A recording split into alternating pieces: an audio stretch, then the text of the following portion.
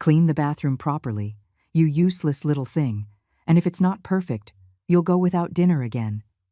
Those were the words I heard when I arrived at my son Michael's house unannounced. My granddaughter Maya, barely 6 years old, was sobbing as she held a rag bigger than her small hands. And the sons of Michael's wife, Aiden and Ethan, were laughing out loud from the sofa, watching television as if nothing was happening. In that moment, my blood ran cold because I had financed that house. I had put up every single dollar so my son could have a decent home, and he was using it to turn my granddaughter into a domestic slave while spoiling the children of his second wife. My name is Carol. I am 69 years old, and for decades, I believed that being a good mother meant staying quiet, enduring, and giving everything without asking for anything in return. I thought unconditional love meant swallowing my pride when my son disrespected me. But that day, seeing my granddaughter cleaning a bathroom while the other children enjoyed privileges that I had paid for, I understood something terrible. I had raised an abuser, and my silence had fueled him for years. Michael was always difficult, but when Maya was born, I thought fatherhood would change him. His first wife, Maya's mother, had died in an accident when the girl was just 3 years old. I prayed to heaven that my son would be a good father to that innocent creature who had lost her mother so young. Then came Veronica, a calculating woman who married Michael knowing I had money. She arrived with her 2 sons, 10-year-old Aiden and 8-year-old Ethan, and from the very first day, she made it clear who the favorites in that house were. My suspicions began when I noticed Maya was always quiet, always scared, always trying to go unnoticed. But what I saw that day surpassed my worst fears. "Why is my granddaughter cleaning while they watch television?" I asked, trying to control the fury boiling inside me. Michael looked at me with contempt, as if my question were stupid. "Because she has to learn responsibility. The other boys already did their chores." A lie. I could see the dirty dishes on the table, toys strewn all over the living room, school backpacks abandoned on the floor. But Maya, my 6-year-old granddaughter, was the only one forced to clean. "She's a child, Michael. She should be playing, not working like a housekeeper." Veronica appeared from the kitchen, drying her hands on a towel. Her fake smile failed to hide the venom in her eyes. "Oh, Carol, don't exaggerate. The girl needs discipline. Her mother spoiled her rotten before she died." The insult to the memory of Maya's late mother was the straw that broke the camel's back. But I contained myself, knowing what I was capable of doing. That night, when I returned to my apartment, I couldn't sleep. The images of my granddaughter sobbing repeated in my mind like a nightmare. Then I remembered something I had kept secret for years. When Michael asked me for help to buy that house, I didn't just give him the money. I had financed it in my name. The house had been in my name from the beginning, but I never told him. I wanted him to feel independent, to believe he had achieved something on his own. What a huge mistake that act of generosity had been, because now my son was using my own house to torture my granddaughter, and I had the power to stop him. That night, I made a decision that would change our lives forever. The next day, I returned to the house earlier, but this time I didn't ring the doorbell. I used my copy of the key that I had kept since the construction. What I found shattered my soul and confirmed my worst suspicions. Maya was in the kitchen, standing on a chair to reach the dirty breakfast dishes in the sink. Her small hands trembled as she tried not to break anything. At the table, Aiden and Ethan were calmly finishing their sugary cereal, watching videos on Veronica's phone. Michael was reading the newspaper as if he were the king of his castle. "Hurry up, Maya, or we'll be late for school," Veronica yelled from her room. "And don't forget to pack your brother's lunch boxes." Brothers. That word wounded me like a knife. Aiden and Ethan weren't Maya's brothers. They were the spoiled sons of a woman who had turned my granddaughter into her personal servant. I stayed hidden, watching. Maya prepared the lunch boxes with quick, nervous movements. When she put more ham in Aiden's sandwich than in Ethan's, the younger one complained. "Mom, Maya gave me less food than Aiden again." Veronica came down the stairs like a fury. Her bright red dress contrasted with the hateful expression on her face. Without a word, she snatched the lunchbox from Maya and emptied it into the sink. "You're useless. You can't do anything right. That's why your mom died, because she couldn't stand having such a stupid daughter." Maya's silent crying broke my heart. Michael continued reading his newspaper as if nothing was happening, as if his own daughter's tears meant nothing to him. Now you'll have to buy something from the school cafeteria, Veronica continued. Use your birthday money. Birthday money. The money I had given Maya the week before. These monsters were forcing her to use her own gifts to get by. I couldn't stand it anymore. I walked into the kitchen with determined steps. What is going on here? Everyone froze. Michael lowered the newspaper with a guilty expression. Veronica tried to compose a smile, but it was too late. I had seen everything. Carol, what a surprise. We didn't know you were coming so early. Clearly they didn't, because if they had, they might not have been torturing my granddaughter right in front of my nose. Michael stood up, trying to intimidate me with his height. Don't exaggerate, Mom. We're just teaching her responsibilities. Responsibilities? Maya is 6 years old, Michael. What are Aiden's and Ethan's responsibilities? An uncomfortable silence. Aiden and Ethan kept eating as if the conversation had nothing to do with them. They're older, Veronica mumbled. They have other obligations. Like what? Watching television? Playing video games? Because that's the only thing I've seen them do. Every time I come over. The tension in the kitchen was palpable. Maya had instinctively moved closer to me, seeking protection. Her small fingers clung to my skirt. Grandma, I don't want to go to school without a lunch, she whispered. Those words were like a hammer striking my final decision. I took out my wallet and gave Maya some money. Here, sweetheart, buy whatever you want at the cafeteria. Michael snatched the money from my hands. She doesn't need money. We take care of her expenses. You take care of her by forcing her to use her birthday gifts to eat? That's not true, Veronica lied, but her nervous eyes betrayed her. Isn't it true? Maya, tell Grandma where you got the money to buy food last week. My granddaughter looked at me in terror. She knew telling the truth would bring consequences, but she also knew that lying would be wrong. From the money you gave me for my birthday, Grandma. Veronica said I had to learn to manage my money. Michael exploded. That's enough. This is my house, and here, things are done my way. If you don't like it, you can leave. His house. How funny to hear those words come out of his mouth. Your house, Michael? Are you sure about that? Of course it's my house. I paid for it with my hard work. I smiled bitterly. It was time for him to learn the first of many truths he was about to discover. Your work, Michael. Son, I think there are some things you don't know about this house that you love so much. The confident expression on his face began to fade. Veronica grew nervous too. What are you talking about, Mom? I'm talking about the mortgage, Michael. The mortgage that has been in my name since day one. This house was never yours. It has been mine all these years. The color drained from his face. Veronica staggered and had to lean on the table. That's impossible. I signed the papers. You co-signed, son, but I was always the primary loan holder. I have all the documents to prove it. The kitchen plunged into a deathly silence. The only sounds were the ticking of the clock and the agitated breathing of everyone present. Why did you never tell us? Michael asked, his voice breaking. Because I wanted you to feel proud, to believe you had achieved something for yourself. But I see my generosity only fueled your cruelty. Veronica tried to regain control of the situation. Well, anyway, we've been paying the installments for years. We have rights. Rights? Rights to abuse a 6-year-old girl? To turn my house into a hell for my granddaughter? I took Maya's hand. Her small fingers clung to mine desperately.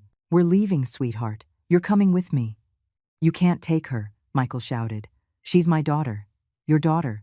The same daughter you forced to work as a housekeeper? The same daughter who cries every night because she's insulted and humiliated? I headed for the door, but Michael blocked my path. You're not taking Maya, and this conversation is over. It's my house, and my rules are respected.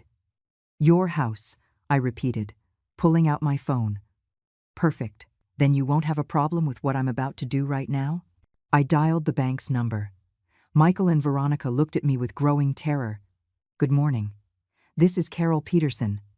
I want to cancel the mortgage on the house located at. Hang up that phone right now, Michael screamed, trying to snatch the phone from me. But it was too late. The bank executive was on the other end of the line, confirming my identity and the property details. Mrs. Peterson, I understand you wish to cancel your mortgage. Are you sure about this decision? Once the process is initiated, there is no turning back. Completely sure, I replied, not taking my eyes off the terrified faces of Michael and Veronica. I want to cancel the financing immediately. I will not pay another installment.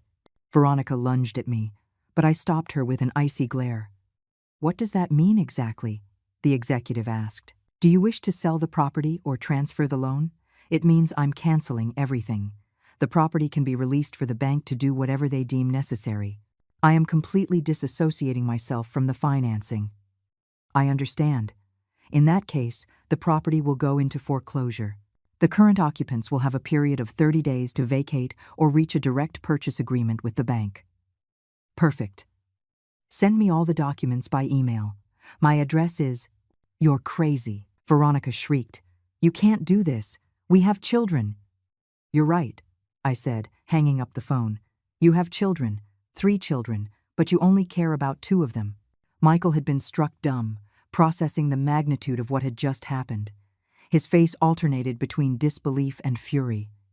Mom, this is insane. We can talk, reach an agreement. An agreement? Like the agreement to turn your daughter into a domestic servant? Like the agreement to let your wife insult the memory of Maya's mother? Aiden and Ethan, who had been silent until then, began to understand that something serious was happening. Mom, what does it mean we have to leave the house? Aiden asked. Veronica didn't know what to say. Her plans for a comfortable life were crumbling before her eyes.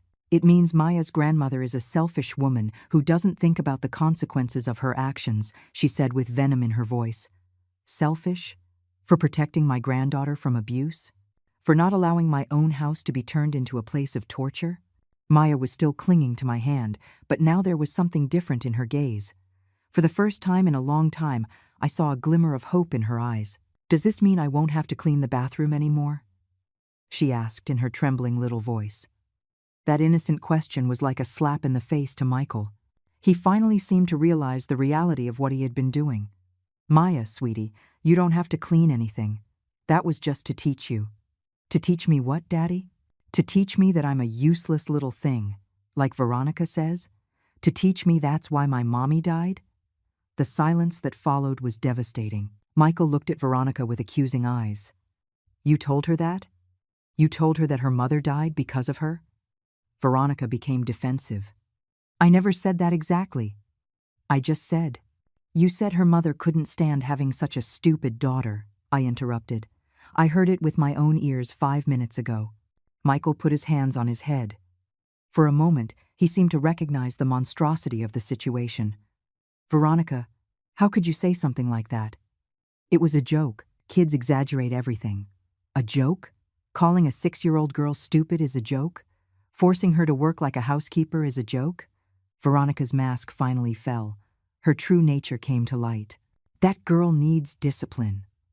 Her mother spoiled her, and now she's a spoiled brat who doesn't want to do anything. My sons are polite and responsible. Responsible? When was the last time Aiden or Ethan cleaned anything? When was the last time they packed their own lunch? Veronica couldn't answer because the answer was obvious. Never. Your sons are spoiled brats who got used to having a 6-year-old slave, I continued. And you are an abuser who took advantage of an orphaned girl to have a free maid. You have no right to talk to me like that. I have every right in the world. This is my house, Veronica, my house. And in my house, children are not mistreated. Michael tried to mediate, but it was too late. The damage was done, and there was no turning back. Mom, please, we can change. We can do things differently. Change? After years of abuse? After turning your own daughter into a servant? I took out my phone again and started taking pictures. Pictures of the dirty dishes Maya had been washing. Pictures of the chair she had used to reach the sink. Pictures of her small hands, chapped from the cleaning chemicals. What are you doing? Veronica asked in a panic, documenting the evidence. Because this isn't over. Evidence of what? Of child abuse, of neglect, of psychological mistreatment. Michael paled. Mom, you can't be serious, can't I? Do you think I'm going to let my granddaughter continue to live in these conditions? Do you think I'm going to let you keep torturing her? I took Maya in my arms. She snuggled against me like a frightened kitten. We're leaving, my love. You're going to come live with me. You can't take her, Michael yelled. I'm her father. You're her biological father, but you haven't acted like one. A father protects his children. He doesn't turn them into slaves. I walked toward the door with Maya in my arms. Michael followed me, desperate. Mom, please, we can fix this. I promise things will be different. I stopped at the threshold and looked him in the eyes. In that moment, I saw the boy I had raised, the young man I had educated with so much love, but I also saw the man he had become, and it broke my heart. Do you know what's saddest about all of this, Michael? That your daughter is going to grow up remembering that her own grandmother had to rescue her from you. With those words, I left the house, taking Maya with me. Behind us, I heard Veronica's screams and Michael's pleas, but there was no turning back. The war had begun. That same afternoon, while Maya took a nap in my apartment for the first time in years, without the fear of being woken up to do chores, my phone didn't stop ringing. Michael called every 5 minutes, alternating between desperate pleas and veiled threats. Mom, you have to bring Maya back. Veronica is hysterical, and I don't know what to do. Learn to live with the consequences of your actions, Michael. You're my mother. You're supposed to support me. I'm your mother, not your accomplice. And I am definitely not an accomplice to child abuse. I hung up the phone, but it rang again immediately. This time it was Veronica. Carol, this is kidnapping. I'm going to call the police if you don't bring Maya back immediately. Go ahead, call the police. It will be very interesting for them to hear why a 6-year-old girl has hands chapped from cleaning chemicals. The silence on the other end confirmed that Veronica knew perfectly well that the law was not on her side. Besides, I continued, I have something that will interest you very much. I opened my phone's recording app. For weeks, I had been secretly documenting my visits to the house. I had recordings of Veronica yelling at Maya, of Michael ignoring his daughter's cries, of the other children laughing while my granddaughter was humiliated. What is that? Veronica asked, her voice trembling. Your voice telling a 6-year-old girl that she's useless, and that's why her mother died. Would you like the whole neighborhood to hear this? You were recording us? Of course. When a grandmother suspects her granddaughter is being abused, she takes precautions. And I have hours of recordings, Veronica. Hours. I hung up the phone and put it on silent. I needed to think clearly and plan my next moves.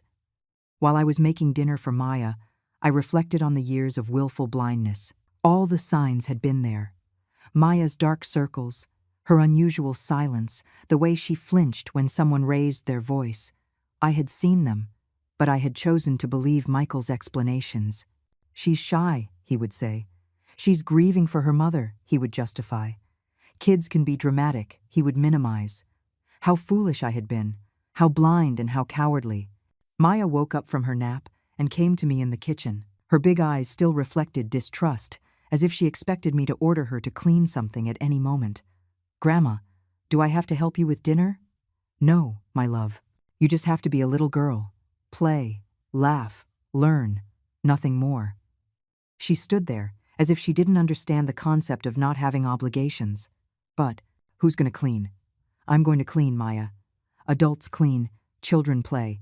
And if I don't clean well, will you punish me? Those words pierced me like daggers. I knelt in front of her and took her small hands in mine. Listen to me very carefully, my love. I will never, ever punish you for not cleaning. I will never yell at you. I will never call you useless. And I will never, ever allow anyone else to do so. For the first time in a long time, I saw a genuine smile on my granddaughter's face. That night, after putting Maya to bed, I called my lawyer. Samuel was an older man, experienced in family law cases, and had been a friend of my late husband. Carol, it's good to hear from you. How can I help? I told him the whole situation. The abuse, the recordings, the cancellation of the mortgage, my decision to take Maya. It's a complex case, Samuel admitted. Michael is the biological father, but you have evidence of neglect and abuse. The recordings are very valuable. Can I get custody? It's possible, especially if we demonstrate that the environment in Michael's home is harmful to the child. Has the girl expressed a desire to stay with you? Yes, but she's afraid to say it openly. I understand. We'll need a psychological evaluation of both the child and the family environment. I also recommend you document everything. Changes in Maya's behavior, physical evidence of abuse, testimonies from neighbors if there are any. The neighbors, I murmured. I hadn't thought of that. One of them might have seen or heard something, possibly. The house is in a small residential development. The walls aren't very thick. Perfect. Tomorrow we'll start the legal proceedings. In the meantime, document everything you can about Maya's physical and emotional state. After hanging up, I sat in my living room to plan. The legal battle would be long and painful, but I had no alternative. I couldn't let my granddaughter return to that hell. Around 10 o'clock at night, I heard noises at the door. Someone was trying to open it with keys. My heart raced until I remembered Michael had a copy of my keys from years ago. The door opened, and Michael stormed in like a hurricane, followed by Veronica. Their faces reflected desperation and fury. "Where is my daughter?" Michael yelled. "Sleeping, as a child should be at this hour, instead of cleaning bathrooms. Stop repeating that lie. Maya doesn't clean bathrooms." I took out my phone and played one of the recordings. Michael's voice filled the apartment. "Clean the bathroom properly, you useless little thing. And if it's not perfect, you'll go without dinner again." The silence that followed was deafening. Michael collapsed onto the sofa, finally confronting the reality of his own words. I didn't mean to say that. I was stressed from work, from the bills. Stress gives you the right to abuse a 6-year-old girl? Veronica, who had remained silent, finally exploded. "This is all your fault. You spoiled her. You put strange ideas in her head." Strange ideas? Like the idea that she deserves to be treated with dignity? That girl needed discipline, and you wouldn't let her have it. Discipline? Calling her useless is discipline? Comparing her to her dead mother is discipline? Michael lifted his head, his eyes filled with tears. "Mom, please, can we fix this? Veronica can change. I can change. How have you changed over the last 3 years? How did you change while I was paying for your house and you were turning my granddaughter into your servant?" Suddenly, a small voice came from the hallway. "Grandma, why are they shouting?" Maya appeared in the living room, rubbing her eyes. Upon seeing Michael and Veronica, she immediately hid behind me. "I don't want to go home," she whispered. "Please, Grandma, don't make me go." Those words were the final blow for Michael. He realized that his own daughter was afraid of him. "I don't want to go home." "Please, Grandma, don't make me go." Those words from Maya echoed in the apartment like a sentence. Michael was frozen, watching as his own daughter hid behind me as if he were a monster. "Maya, sweetie, I'm your daddy," he said in a broken voice, trying to get closer. Maya clung tighter to my robe. "I don't want to clean any more bathrooms. I don't want Veronica to yell at me. I don't want to be a useless little thing." Veronica completely lost her temper. "You see what you've done? You've brainwashed her against us." "Brainwashed her, Veronica?" "She's repeating your own words, the same words I have recorded on my phone." Michael knelt in front of Maya, but she hid further behind me. "Princess, Daddy didn't want to hurt you. Daddy loves you very much. Is that why you make me clean while Aiden and Ethan play?" Maya asked with devastating innocence. There was no answer to that question. Michael knew any justification would sound pathetic. "Maya, come here right now," Veronica ordered in her usual authoritarian tone. "Stop the drama." Maya's reaction was immediate. She burst into tears and hid completely behind me, her small body trembling with fear. "Veronica, that's enough," I exploded. "Can't you see she's terrified of you? Don't you realize the damage you've done? That girl is a manipulator. She's faking it to get your pity." Samuel had arrived without us noticing. He had used the key I had given him for emergencies. "Pardon the interruption," he said with professional calm. I heard the shouting from the hallway and was concerned for the minor's safety. "Who are you?" Michael asked, standing up. "Samuel Vega, Mrs. Peterson's attorney, and a witness to what I have just observed." Veronica turned pale, realizing that a lawyer had heard her yelling at a 6-year-old girl. "This is a setup," she muttered. "It's not a setup, ma'am. It's documentation of a pattern of abuse that is already under investigation." Michael turned to me with accusing eyes. "You've already started legal proceedings?" "Of course I have. Did you think I was going to let you continue to abuse my granddaughter? Samuel approached Maya gently. Hi there, little one. I'm Samuel, a friend of your grandma's. Can you tell me how you feel when you're at home with your dad and Veronica? Maya lifted her tear-streaked face. I'm scared. I'm always scared of doing something wrong and getting yelled at. And here with your grandma, how do you feel? Safe. I don't have to clean, and nobody yells at me. Samuel was taking mental notes of every word. Each of Maya's answers was additional evidence for our case. This is manipulation, Veronica shouted. You're putting ideas in her head.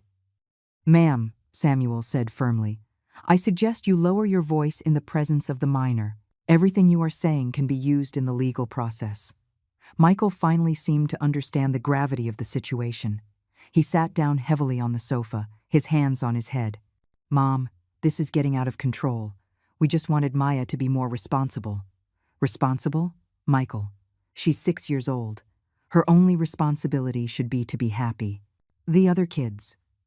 The other kids are not your children, I interrupted him. Maya is, and you abandoned her to please a woman who hates her. Veronica became furious. I don't hate anyone. I just wanted her to learn discipline. Discipline is telling her that her mother died because she couldn't stand to have such a stupid daughter. Samuel raised his eyebrows. Even for an experienced lawyer, that revelation was shocking. Did she say that to the child? He asked, turning to me. I have it on tape, I confirmed. That constitutes severe psychological abuse, Samuel declared. It's enough to request immediate protective measures. Michael stood up abruptly. That's it. Maya, we're going home right now. As he approached us, Maya screamed with genuine terror. No, I don't want to go. Grandma, don't let me go. Her panic was so real, so gut-wrenching, that even Michael stopped in his tracks. Sir, Samuel intervened. As you can see, the minor is exhibiting clear signs of post-traumatic stress. Forcing her to return to an environment she perceives as threatening would be counterproductive. She's my daughter, and I'm her grandmother, and so far I'm the only one who has protected her. Veronica, desperate to regain control, played her dirtiest card. Michael, if you don't bring Maya home, I'm taking my sons and leaving you. Is that what you want? To lose your whole family over this spoiled little girl? The silence that followed was terrible. We all waited for Michael's response. That moment would define who he really was as a father and as a man. Michael looked at Maya, who was still trembling behind me. Then he looked at Veronica, who was waiting with her arms crossed and a defiant expression. Veronica? Maya is not spoiled. She's my daughter. And if you can't accept her as part of the family, then maybe what? Veronica challenged him. Maybe the problem isn't Maya. Maybe the problem is you. For the first time in years, I saw a glimmer of the man I had raised. But Veronica wasn't going to give up so easily. Fine. I'll pack my things and leave with my sons tomorrow. And when you're all alone, without a house, and without a family, you'll remember this moment. Without a house? Michael asked, confused. Samuel smiled with satisfaction. Ah, she didn't tell you. The bank has already initiated foreclosure proceedings on the property. You have 28 days to vacate. Veronica's face completely fell apart. Her plans to blackmail Michael crumbled as she realized she would lose the house too. That can't be legal, she stammered. It's completely legal, Samuel confirmed. Mrs. Peterson was the primary holder of the mortgage. She had the right to cancel it whenever she wanted. Michael turned to me with a mix of respect and terror. Mom, you've destroyed my life. No, son. You destroyed your life when you chose to abuse your own daughter. I just stopped being your accomplice. The following days were a whirlwind of revelations and consequences. Michael and Veronica had returned to the house that was in foreclosure, but the atmosphere had turned toxic. Without the power she derived from abusing Maya, Veronica directed all her fury at Michael. It's your fault, we lost everything, she would scream day and night, for not knowing how to control your mother, and that brat. The neighbors started talking. Brenda, who lived in the house next door, came to visit me with information that chilled my blood. Carol, I have to tell you something. For months, I heard screaming and crying, but I thought it was just normal kid tantrums. What kind of screaming, Brenda? A little voice saying, I can't. It's too heavy. Or, I'm sorry, I won't do it again. Now that I know what was happening, I feel terrible for not intervening. Did you hear anything else? Yes. About a month ago, I heard Veronica yell at someone. Your mother died because God got tired of seeing how useless you were. I thought she was on the phone, but now I understand she was saying it to Maya. Every testimony was another stab in my heart, but also crucial evidence for the legal case. Meanwhile, Maya was flourishing in my apartment. In just 1 week, her transformation was remarkable. She smiled more, played without fear, and for the first time in a long time, acted like the 6-year-old girl she was. Grandma, can I help you cook? She asked me one afternoon. Of course, sweetheart, but only because you want to, not because you have to. What's the difference? That question broke my heart. A 6-year-old child shouldn't know the difference between wanting to help and being forced to work. The difference is that when you want to do something, it's fun. When you're forced, it's scary. Oh, then I want to help you because it's fun to be with you. The legal process moved forward quickly. Samuel had requested a temporary restraining order to keep Maya in my care while the permanent custody was being resolved. The judge, after reviewing the recordings and testimonies, agreed to a temporary order. Michael attempted one last desperate maneuver. He came to my apartment one night, alone, his eyes red from crying.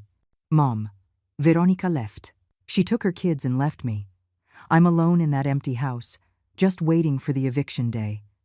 I'm sorry, Michael, but decisions have consequences. I know I was wrong. I know Veronica manipulated the situation, and I was a coward. But Maya is my daughter. Let me fix things. How do you plan to fix 3 years of psychological abuse? With time? With patience? With love? I can change, Mom. I can be the father Maya deserves. I looked at my son, the man I had raised with so much love, and I saw both the child he had been and the failure he had become.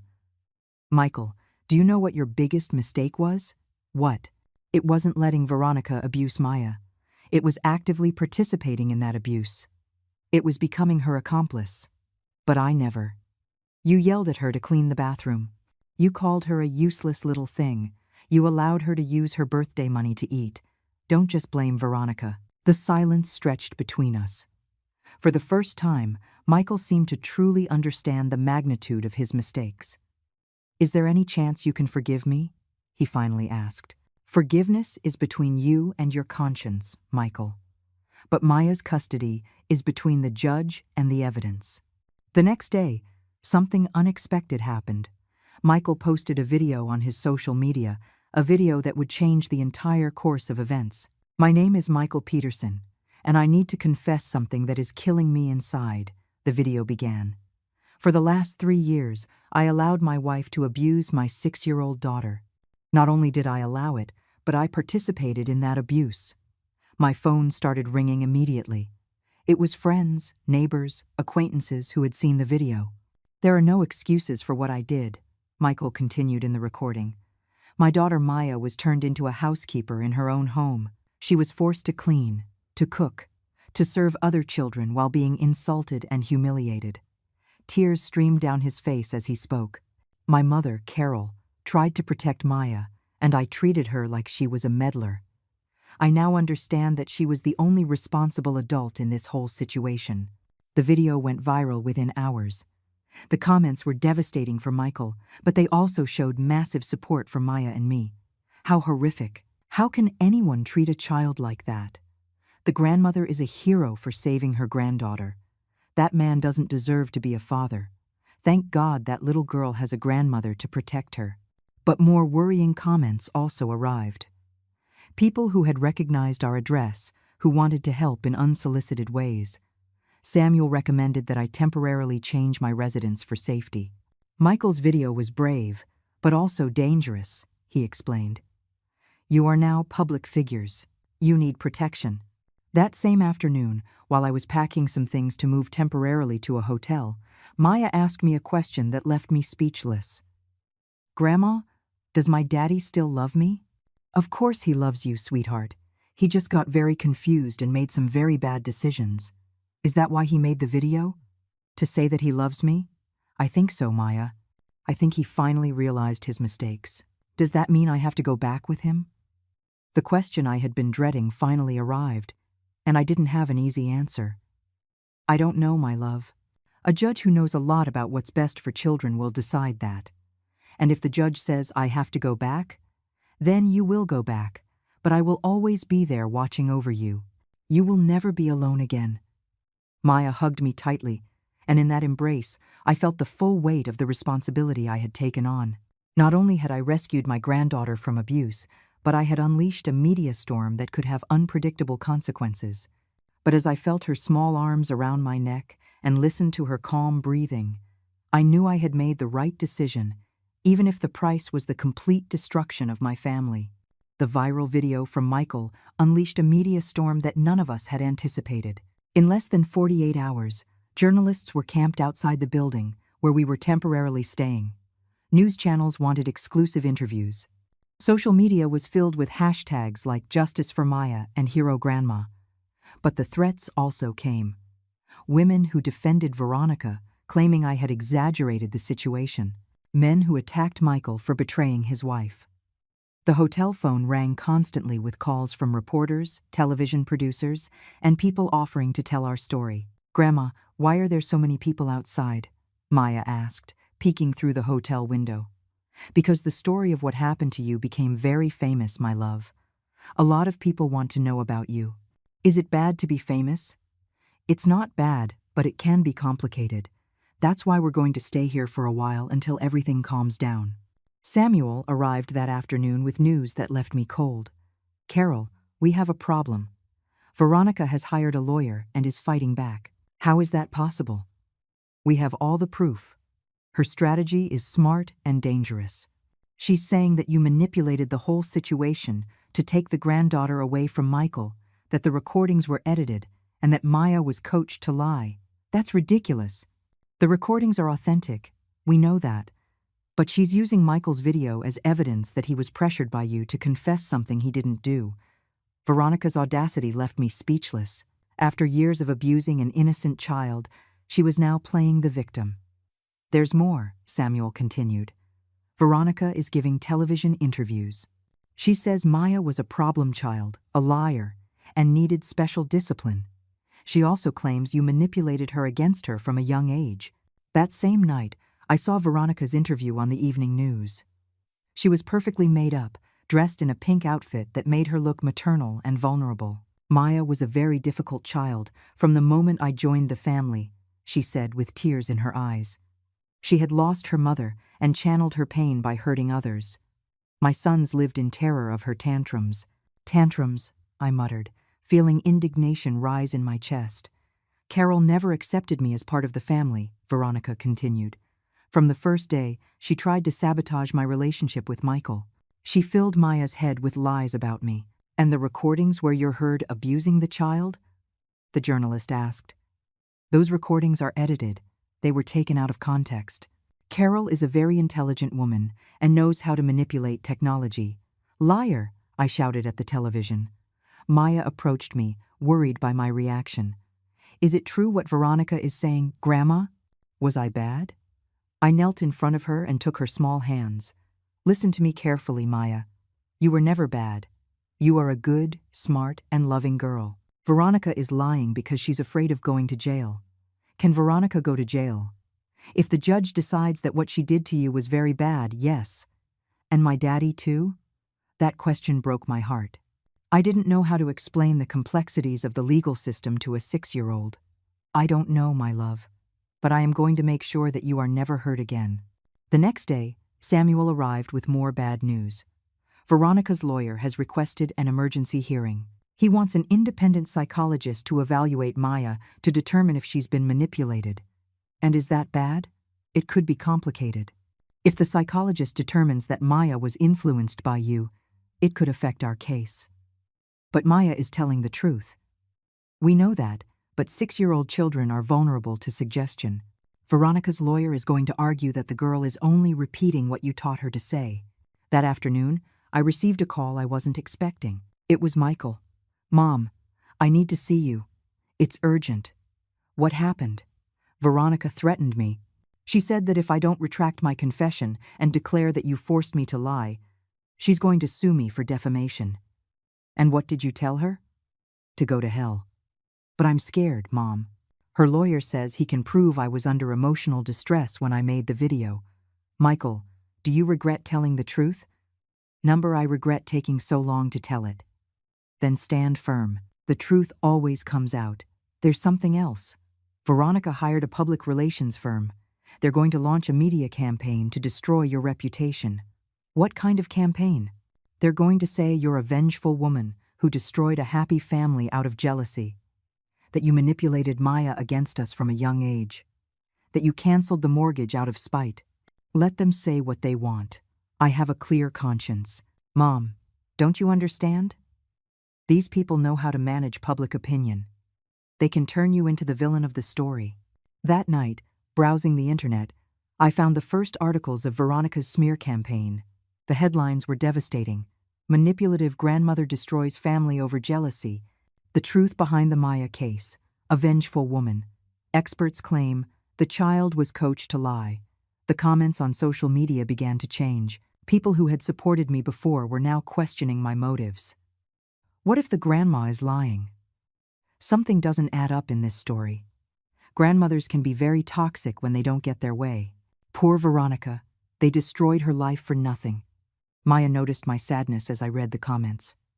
Are you sad, Grandma? A little, my love, but don't worry. Is it because people are saying mean things about you? How do you know that? Because Aiden sent me a message. My blood ran cold. Aiden wrote to you? How? On the tablet. He says his mom is going to make them put you in jail for being a liar. I took the tablet and saw the message. It was not only cruel, but it revealed that Veronica was using her own children to intimidate Maya.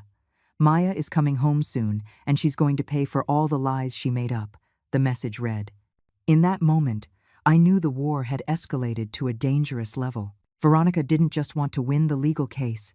She wanted to destroy me completely. But she had underestimated my determination, and she was about to discover that when a grandmother fights to protect her grandchild, there are no limits to what she is willing to do. The threatening message from Aiden was the straw that broke the camel's back. It was time to go on the offensive. For days, I had endured Veronica's media attacks, watching as she tried to turn me into the villain of a story where she was the real abuser. But using her own children to intimidate Maya crossed a line I could not tolerate. Samuel, I need you to organize a press conference, I told him on the phone that morning. Are you sure? Veronica's campaign is working. It could be dangerous to expose yourself more. That's precisely why I need to speak. People are only hearing one side of the story. What do you have in mind? To show all the evidence, the complete, unedited recordings, the neighbors' testimonies, the medical evidence of Maya's chapped hands, everything. That afternoon, while preparing my presentation, I received an unexpected call. It was Patty, another neighbor who had lived near the house. Carol, I saw that woman's interviews on television, and I couldn't stay silent. I have something that might help you. What is it, Patty? Videos. I have videos from my security camera where you can see the little girl cleaning the yard while the other children play in the pool. My heart raced. Videos? Why didn't you show them to me before? Because I didn't know they would be important. But when I saw that woman saying it was all a lie, I checked my archives. I have recordings from the last 6 months. Can you bring them to me? I'm on my way. When Patty arrived at the hotel with a flash drive, my hands trembled as I saw the images. There was Maya, just 6 years old, dragging a hose bigger than she was to water the plants while Aiden and Ethan splashed around in the pool. In another video, the little girl was seen hanging clothes on the line, standing on an unstable chair that almost made her fall. This is pure gold, Samuel murmured when he saw the recordings. Veronica won't be able to deny this. There's more, Patty said. In this video, you can hear when Veronica yells at her from the window. We turned up the volume and clearly heard Veronica's voice. Maya, move that lazy butt. If you're not done by 5, there's no dinner. What time was this recorded? Samuel asked. At 2 o'clock on a Saturday afternoon. A 6-year-old girl working in the sun while the other kids are in the pool. The press conference was scheduled for the next day. Samuel contacted the main media outlets, assuring them they would have access to never-before-seen evidence. That night, Michael came to the hotel. He looked destroyed, with deep dark circles and wrinkled clothes. "Mom, Veronica is going crazy. She says if I don't declare that you forced me to lie, she will destroy you completely. Let her do what she wants, Michael. I'm not afraid anymore. But I am afraid of what might happen to Maya if this gets out of control." "Now you're worried about Maya? Where was that concern when you were forcing her to clean bathrooms?" Michael collapsed into a chair, defeated. "You're right. I'm a coward and a bad father, but I want to change. I want to make things right. Then tomorrow, you will be at that press conference supporting me. You will confirm every word I say. And if Veronica follows through on her threats? Michael, what's the worst that can happen? I lose my reputation? People hate me? I've already lost my family. I've already lost my peace of mind. The only thing I have left is my granddaughter, and I will fight for her until my last breath." The next day, the hotel conference room was packed with journalists, cameras, and onlookers. Samuel had prepared a flawless presentation with all the evidence organized chronologically. "Good morning," I began, trying to control my nerves. "My name is Carol Peterson, and for the last few days, many lies have been spread about me and my granddaughter. Today, you are going to know the whole truth." I started by showing the first audio recordings where Veronica was clearly heard abusing Maya. Then, I played the videos from the security cameras. The silence in the room was absolute. "This is my 6-year-old granddaughter, working as a housekeeper while other children in the same house are playing," I explained as I projected the video of the yard. Some journalists shifted uncomfortably in their seats. Others scribbled notes frantically. "Why did you take so long to intervene?" a reporter asked. "Because I believed my son's excuses. Because I thought I was exaggerating. Because I didn't want to see the reality," I answered honestly. "That is my biggest mistake, and I will have to live with it forever." "Is it true you canceled the mortgage on the house out of revenge?" another journalist asked. "I canceled the mortgage because my money was being used to maintain a house where my granddaughter was being abused. I was not going to be an economic accomplice to abuse." Then came the most difficult moment. Samuel played the recording where Veronica told Maya that her mother had died because she couldn't stand having such a stupid daughter. The effect was immediate. Several journalists exchanged horrified looks. A female reporter brought her hand to her mouth, visibly shocked. "Those are the exact words that Veronica Ruiz said to my 6-year-old granddaughter," I declared. "Can anyone explain to me how that is normal discipline?" At that moment, Michael stood up from the back of the room. "I want to confirm every word my mother said," he declared with a firm voice. "I allowed that abuse. I participated in it. And now I will do everything I can to repair the damage." The murmur in the room grew. The camera flashes intensified. "Mr. Peterson, are you saying your viral video was spontaneous?" a journalist asked. "I'm saying my video was overdue. I should have spoken up years ago. I should have protected my daughter from day one." A journalist raised her hand. "Where is Veronica Ruiz now?" "Probably watching this conference and preparing more lies," I replied. "But it doesn't matter what she says anymore. The truth is here documented, recorded, and undeniable." At the end of the conference, journalists approached with more questions, but I had already said everything I needed to say. That night, the main newscasts opened with our story. The hashtags changed from number manipulative grandma to number justice for Maya and number Veronica Ruiz abuser. The comments on social media completely turned in our favor. "How dare that woman deny the evidence? Those videos are devastating. Poor little girl, the grandmother is a hero. She saved her granddaughter. Veronica Ruiz should be in jail." But I knew the war wasn't over yet. Veronica was cunning and vengeful, and women like her never go down without a fight. The press conference had completely changed the public narrative, but Veronica wouldn't give up so easily. 2 days after the irrefutable evidence came to light, she attempted her most desperate and dangerous move. It was a Sunday morning when Samuel called me urgently. "Carol, Veronica has kidnapped Aiden and Ethan. She disappeared with them last night and left a threatening note." "What does the note say?" "That if you don't drop all the lawsuits and hand over Maya, Michael will never see his stepsons again." My blood ran cold. A woman capable of abusing an innocent child was perfectly capable of using her own children as human shields. Where could she be? The police have already issued a national alert, but you know Veronica better than anyone. Where do you think she might hide? I thought quickly. Veronica had mentioned her brother several times, who lived in another state, a man just as toxic who had always unconditionally supported her. Call the police and tell them to look at Enrique Ruiz's house, Veronica's brother. He lives in a small town in Ohio. While we waited for news, Michael arrived at the hotel, completely distraught. Mom, this is my fault. If I hadn't made that video, Veronica wouldn't have gone crazy like this. Michael, Veronica was already unhinged. Now she's just desperate. And if she hurts Aiden and Ethan, she's not going to hurt her own sons. She loves them, in her toxic way, but she loves them. She's using them as her last card. What are we going to do? Wait, and trust that justice will work. 3 hours later, Samuel received the call we were waiting for. The police had found Veronica at a country house owned by her brother. Aiden and Ethan were fine, but Veronica had barricaded herself inside and was threatening to harm herself if anyone approached. She wants to talk to you, Samuel told me. She says she'll only negotiate with Maya's grandmother. Is it safe? The police negotiators will be present. But you're not obligated to do it. I looked at Maya, who was playing peacefully on the hotel bed, finally free from the fear that had dominated her life for years. I'll talk to her. It's time for this to end, once and for all. The drive to Ohio felt eternal. During the trip, I mentally rehearsed what I would say to Veronica.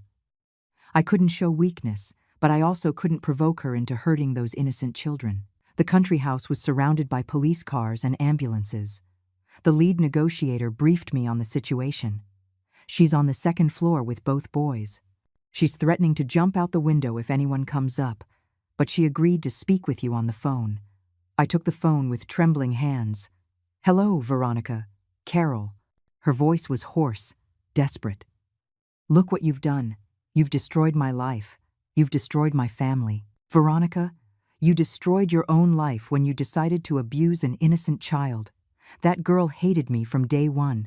She was constantly sabotaging me. Veronica, she was 3 years old when you came into her life.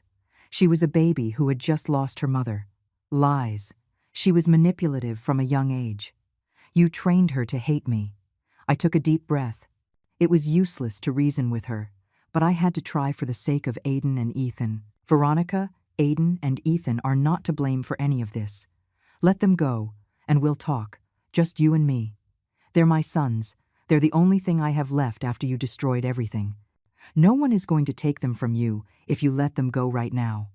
Liar, they'll take them away from me just like you took Maya from Michael. Veronica, listen to me carefully. If you hurt those boys, you will go to prison forever. If you let them go now, we can reach an agreement. What kind of agreement? I looked at the negotiator, who gave a slight nod. I will drop some of the charges. I will allow you to see your sons with supervision. But you have to surrender right now. And Maya? Maya stays with me. That's non-negotiable. The silence on the other end stretched for eternal minutes. Veronica, are you there? Aiden wants to talk to you, she finally said, her voice breaking.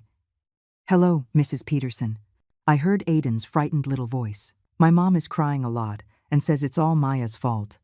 Aiden, sweetheart, none of this is Maya's fault. Your mom is just very confused. Is it true that we did bad things to Maya? That question broke my heart.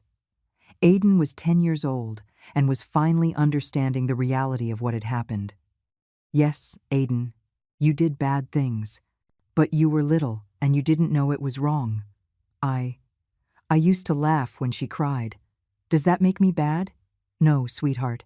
It makes you a child who was misguided. But you can change. You can be better. Will Maya forgive me? Maya has a very big heart. But first, you need your mom to let you both leave that house. Mom, I heard Aiden say to Veronica, Mrs. Peterson says Maya can forgive us if we say we're sorry. Give me that phone, Veronica yelled. Carol. Her voice had changed. It sounded defeated. Can Maya really forgive us? Sylvia, Maya is a 6-year-old girl. Her heart is full of love, not hate. But first, you have to let your sons out of there. And then what? Do I go to jail? Possibly. But your sons will remember that in the end, you did the right thing. Another long silence. Carol. Yes. I really thought I was doing the right thing.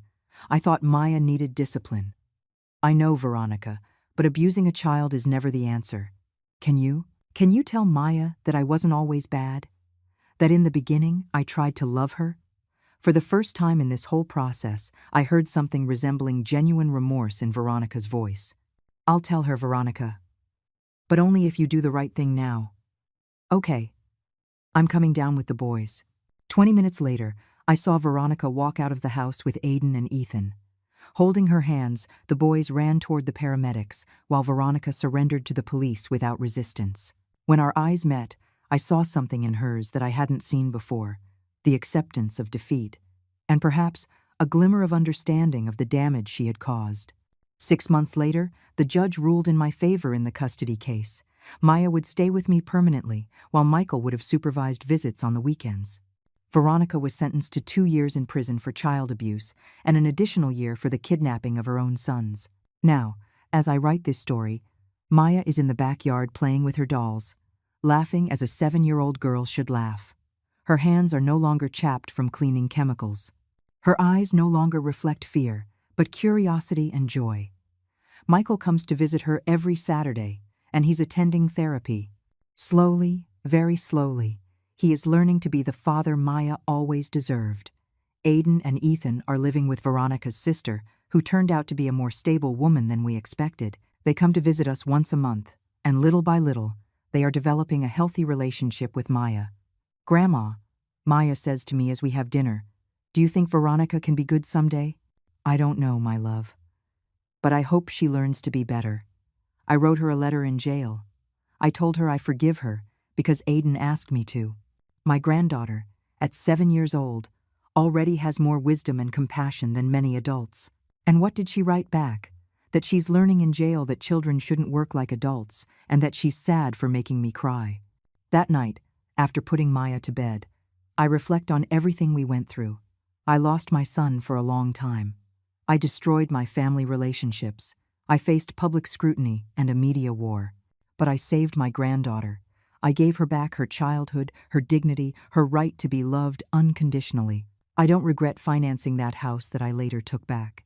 I only regret not understanding sooner that kindness should never be practiced at the cost of self-destruction, and that protecting an innocent child is worth any price, even the destruction of everything you thought you knew about family love. Some battles are not fought for revenge. They are fought for love.